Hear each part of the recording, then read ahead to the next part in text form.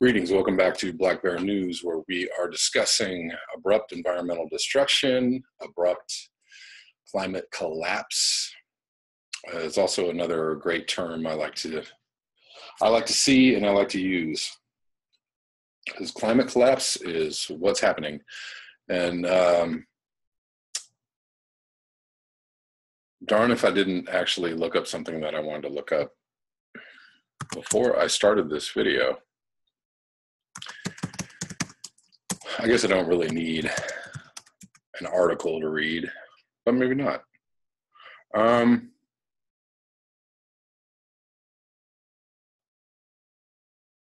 is it at? Anyways, so it was 91 degrees today. 91 was the high today, or the expected high in Boston, Massachusetts. On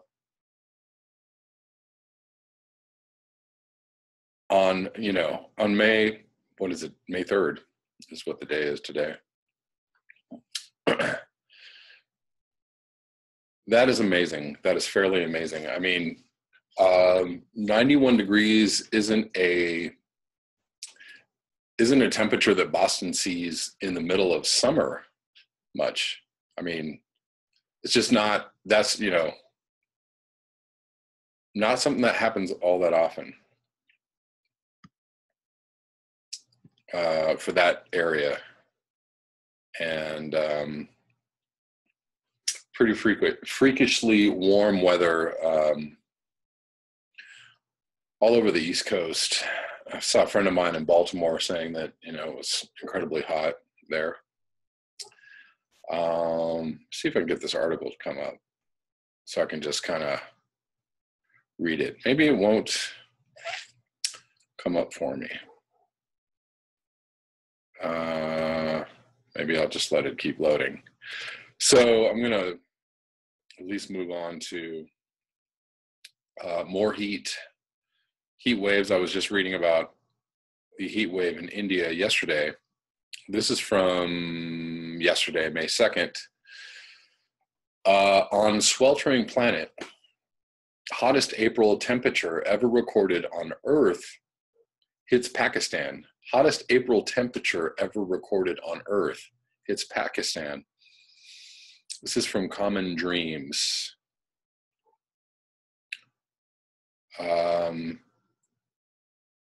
This is by Jessica Corbett. While climate scientists worldwide continue to issue urgent warnings that human-caused global warming will make heat waves hotter, longer, and more frequent, a city in Pakistan on Monday may have set a record for the highest April temperature ever recorded on Earth. As highlighted by French meteorologist Etienne Capicien on Twitter, the city of Nawabshah hit 50.2 Celsius, 122.36 degrees Fahrenheit on Monday, which, quote, caused dozens of people to faint from heat stroke, unquote, according to the Pakistani newspaper, The Dawn. Kapikian claimed it is the hottest April temperature ever recorded, not only in Pakistan, but across Asia. Extreme weather expert and historian Christopher Burt not only backed up that assertion, he told The Earther that it is likely the hottest April temperature yet reliably observed on Earth in modern records. There was a 51 reading reported from Santa Rosa, Mexico in April of 2011, Burt acknowledged, but this figure is considered of dubious reliability.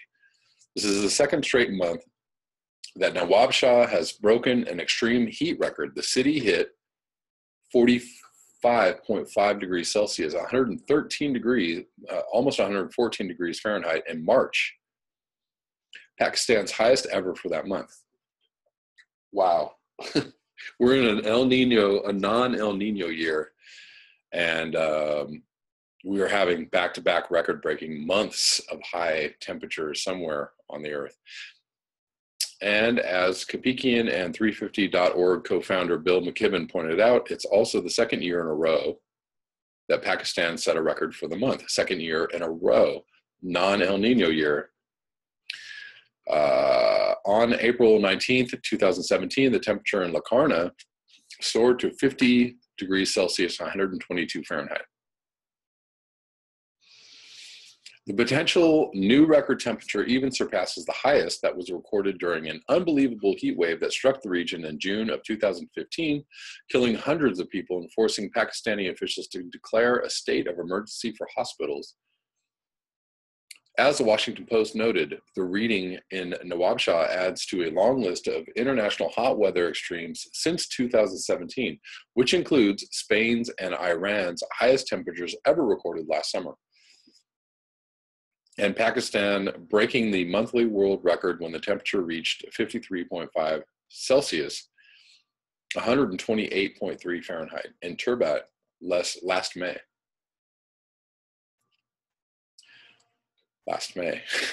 The recent eye-popping temperatures in Pakistan fall in line with a growing body of research showing how climate change is making heat waves more common and intense nearly everywhere, which is particularly dire news for what's already one of the hottest parts of the world, Earther concluded. A study published last summer by the journal Nature Climate Change found that half the world could experience deadly heat waves by the end of the century. But, you know,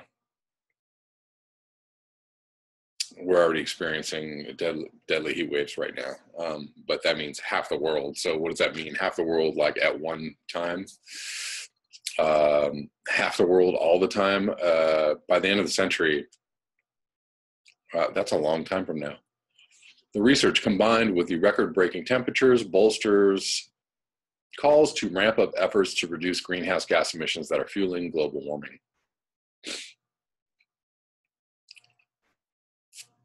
Speaking at a press conference on Monday, UN Climate Change Executive Secretary Patricia Espinosa said, "We are witnessing the severe impacts of climate change throughout the world.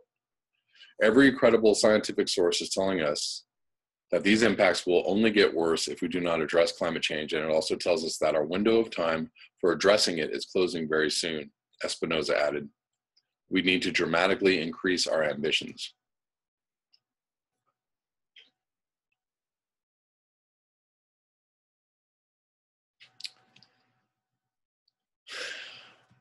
Dramatically and very quickly need to increase our ambitions. Moving on to an article from The Guardian. I think Terry sent me both of these articles. I'm not sure. This is from yesterday. Or no, from today. I'm mixing up my days. I'm lost. Anyways, yes, this is from today, May 3rd. Freak dust storms in northern India kill more than 100 people. Most of the deaths occurred as people slept in houses that collapsed overnight. What the?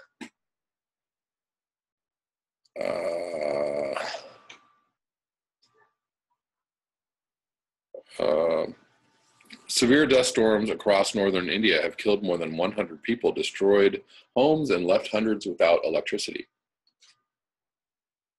Billowing clouds of thick dust and sand frequently blow across the region during the dry season, but the death toll from this week's storms has been unusually high.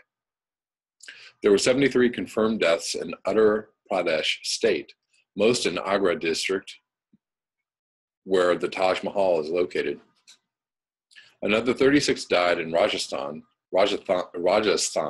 and 2 each in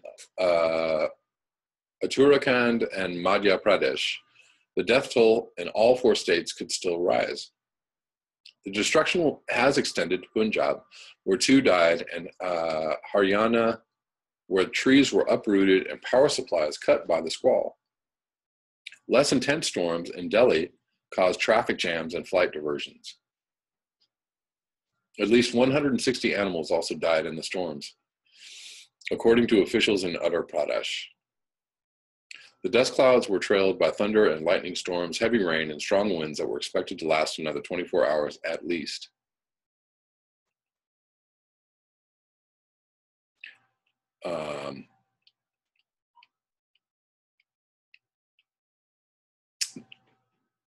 Most of the deaths occurred when houses people were sleeping in collapsed overnight, disaster management officials said.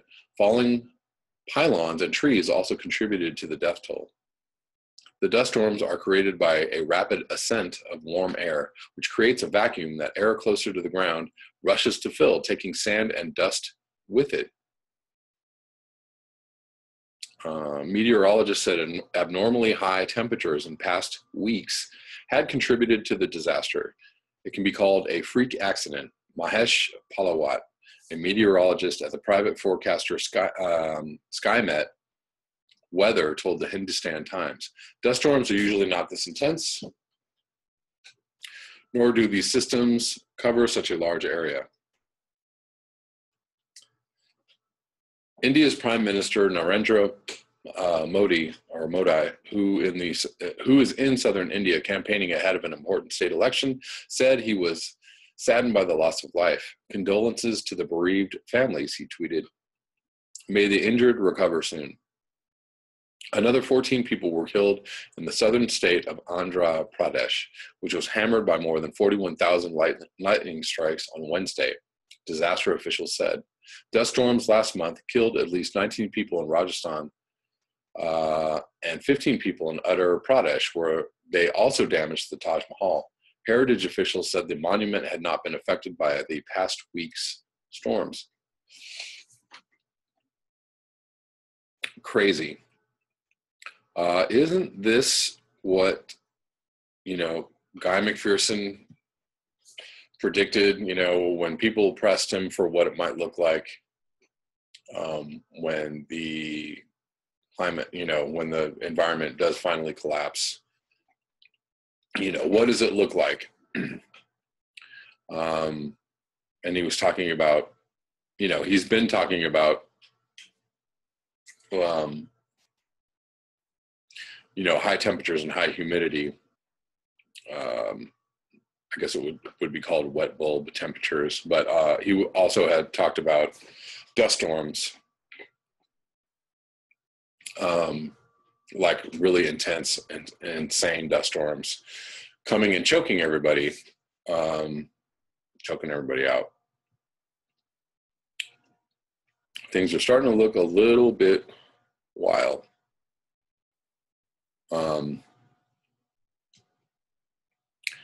And I have to say, these crazy high temperatures that we're seeing on the East Coast, after, I've heard from all parts of the United States and other places that we've been, the weather whiplash is extreme. People experiencing, didn't Sandy just post something about snow still happening in where she's at in upstate New York? That was just a couple days ago, right? And now we have 91-degree temperatures. If that isn't a little bit weird and wild and woolly for you, I don't know what is. But it's going to get much weirder, much wilder, much woolier. Absolutely. Who knows what this summer is going to bring. Probably not good things. So, hold on to your socks, kids.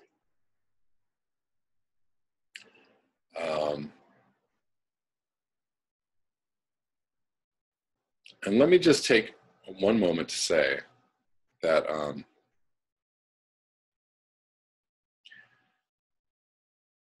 I really appreciate Guy McPherson for his work. I'm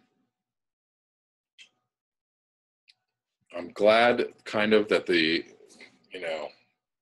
chatter on him is kind of like calmed down somewhat.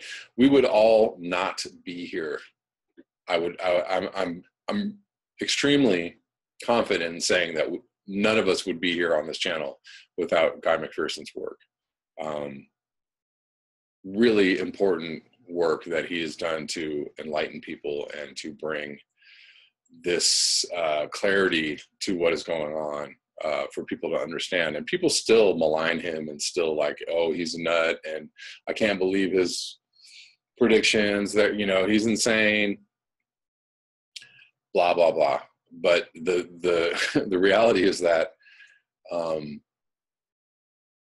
all scientists have moved, all the scientists have moved closer and closer to his predictions. All the scientists have said, oh yeah, it's happening much faster than we expected. Oh my God, this is crazy. Oh, the melting ice is just, it's insane. We're experiencing all this intense calamitous, weather systems. And this is just unprecedented, on and on and on and on and on. Every single day, we hear this from scientists. Oh my God, what's happening? And they reluctantly start inching closer to what Guy McPherson is talking about, even as they still push out the 2100 number.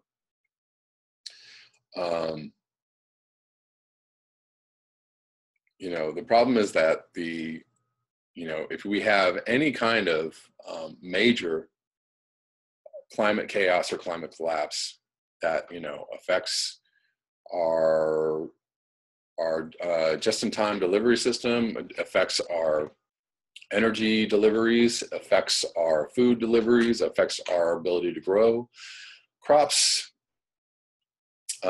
Any one of these things getting knocked out for a period of time will absolutely collapse our economy, and most likely the world economy. And that is the calamity that is very quickly coming towards us, unfortunately. It's a combination of things. It's not just the weather. It's not just the heat. It's not just one thing. It's a multitude of things coming together to make the future a very difficult,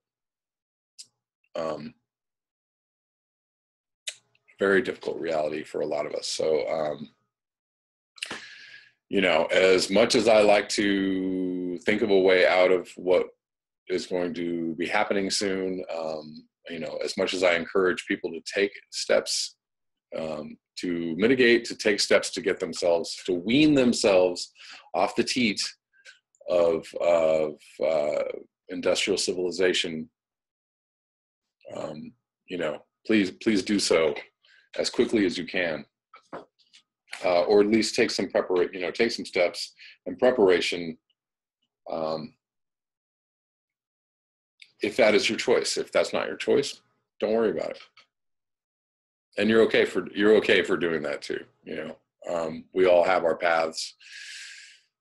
We all have, things that make sense to us, ways to deal with this that seem right to us. If talking about it is the least that you can do, or talking about it gives you comfort or being among like-minded people, that's why we're all here, then, let's continue to at least do that.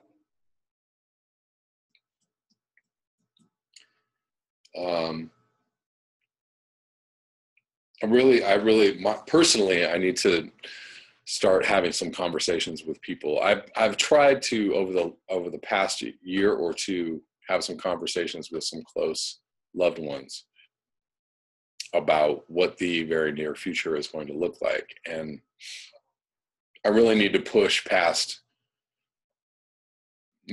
Always those conversations are always difficult, as you all well know. That a lot of times those things don't go very well. Or you may not get very far, or you may not feel like your information landed the emotional punch that it possibly should. But still, if you know what's going to happen, if you are a bearer of this knowledge, a keeper of this knowledge, you really have to kind of prepare people, if you love them, if you care about them. At some point you have to go, look, things are not going to be very good in the near future. So I'm just letting you know this, and they may look at you crazy. They may look at you cockeyed. They may be like, I don't want to hear it. And they may be like, nah. You got to do it. You have to do it, because when things really do get nuts, You know, then you could, then all you have to do is go, see, that's what this is, you know. And at that moment, they may, you know, understand. They may decide to deal with it possibly in a better way. Who knows? But again, that is at your discretion. You know, you may feel that maybe not giving people the news is the best thing that you possibly do for them, right? Maybe, you know, this news is heavy news, or maybe not giving them the news is the nicest thing you can do. I don't know. Use your own discernment on these matters. I'm going to read one more thing. Sandbox. In the sandbox arena, Paul Craig Roberts, the Syrian crisis escalates. I kind of just glanced at this, but I didn't really read through the whole thing, so we'll see how far I get. It's not too long. As I wrote 2 weeks ago, the Syrian crisis is only in its beginning stages.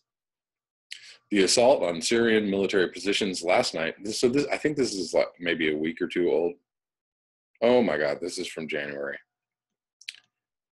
I thought this was actually more current. Anyways, I'll read it. The assault on Syrian military positions last night, apparently a U.S.-Israeli operation, is evidence that the crisis continues to develop. There are 4 mutually reinforcing causes of the crisis. Israel's ability to use the U.S. government to eliminate foes in the Middle East that are obstacles to Israel's expansion. Israel has Syria and Iran targeted because the two governments supply the Lebanese militia, Hezbollah, which has twice driven Israel out of Israel's attempted occupation of southern Lebanon, whose water resources Israel covets. The neoconservative ideology of U.S. world hegemony, which fits well with Israel's Middle East agenda, a fit made even stronger by the strong neoconservative alliance with Israel. The U.S. military security complex's need for justification for its massive budget and power. The inability of the Russian government to understand the first 3 reasons. I don't know about that. I think they might actually understand that. From the way the Russian government speaks, the Russians believe that Washington's military actions in the Middle East for the past 17 years, dating from the U.S. invasion of Afghanistan, a still unresolved war, have to do with fighting terrorism. The Russians keep expressing the view that Russia and the U.S. should join in a common effort to fight terrorism. Apparently, the Russian government does not understand that terrorism is Washington's creation. The long wars with unfavorable outcomes that were the results of Washington's invasions of Afghanistan and Iraq led to Washington recruiting and supplying terrorists to overthrow Libya and Syria. Clearly, Washington is not going to fight against the weapon it created with which to achieve its agenda. For sure. The Russian government's confusion about Washington's relationship to terrorism is the 4th cause of the ongoing Syrian crisis. Washington was caught completely off guard in 2015 by Russia's surprise intervention in Syria on the side of the Syrian government against Washington's jihadist rebels. Okay, I'm not going to read it anymore because Russia does understand this, so I don't know. I like Paul Craig Roberts, but I don't know that he understands that they understand this.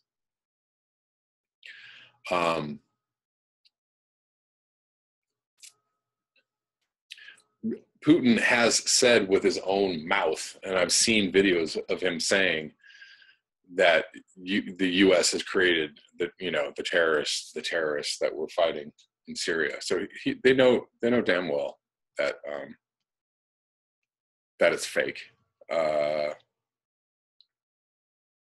And a lot of things have happened since this article was written. So sorry to read such an old article. I should have checked the date before I started reading it. Such an old article, only 4 months old, but I mean, lots of stuff has happened. I think Netanyahu said something about, Iran lied about having nuclear weapon making capabilities. Apparently,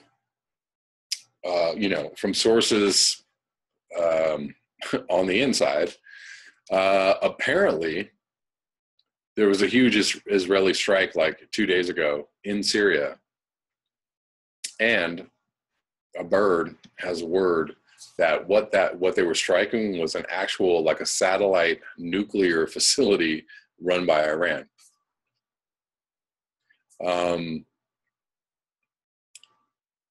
Another theory on the strikes that happened a week or two ago, when, you know, we retaliated against Syria for chemical attacks,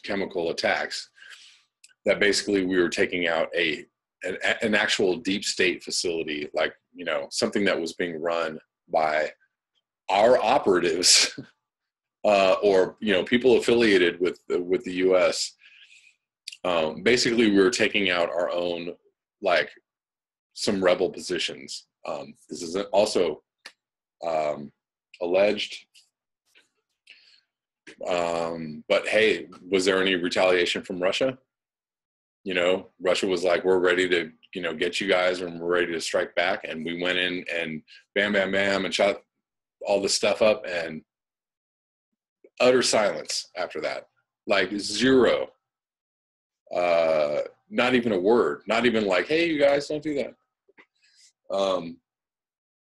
So who knows what the heck is going on over there? A whole bunch of conflicting stories and motives and operations. That's why I'm telling you guys, pay attention to the stuff that I'm talking about, as far as, like, you know, on the conspiracy side, some of that stuff is actually very, very true. And I know some of y'all know this, and I know some of y'all are aware of this. But please don't eat up everything the mainstream liberal media tells you. Don't eat up everything that the right-wing alt-right media tells you. Don't eat up everything and just go, no, it tastes really good. That totally makes sense, you know. I'm talking about this with a very, very open and very skeptical mind. But the thing is that I've heard some things that are like, oh, that kind of makes sense, given what has been going on over there in recent days, you know. So who knows what the heck is going on now? All of a sudden, like, we're pulling out of the Iranian nuclear deal and blah, blah, blah, et cetera, et cetera, et cetera. I don't know. I don't have time to really, like, go in depth into this stuff. And it's not necessarily what I want this channel to be about, but I really enjoy talking about it. And I really would, you know, encourage you all to, you know, do a little digging. If you have the mind to, because there's information out there about, you know, what possibly could really be going on. You know, it's just good to get different opinions, right? You know, there's the Washington Post opinion, the New York Times opinion, there's, you know, some alternative news source opinion. But even, you know, even such outlets such as Democracy Now!, I think, was, you know, saying, why aren't we going into Syria and going to war? Even they're confused about what the heck is going on over there. Like, and they're supposed to be like super liberal, you know, super lefty peacenik, you know, channel calling for, you know, war with Syria to help those poor people out. So major confusion going on for everyone around this. And hopefully we'll get some clarity on it soon. If I can actually dig up a good article on, a good current article on Syria, I'll read it for you. Or Syria or Iran or Israel, or, you know, the entire big picture over there. I'd like to read it for you, and I'd like to read it for myself if I can get a chance to do so. Thank you so much for your eyes, your ears, and your conscience. That's all the time I have today for this video. I appreciate your comments. and I always appreciate your involvement in this channel. And all y'all that are sending me the articles and everything, like, thank you so much. I'm getting a lot of material. It's all good. I don't have time to look at it all, but I try to look at it all. And I'm just kind of like, you know, picking out like, yeah. But thank you for continuing to support this channel. I greatly appreciate it. And I hope to be back tomorrow with another video. Until next time, peace.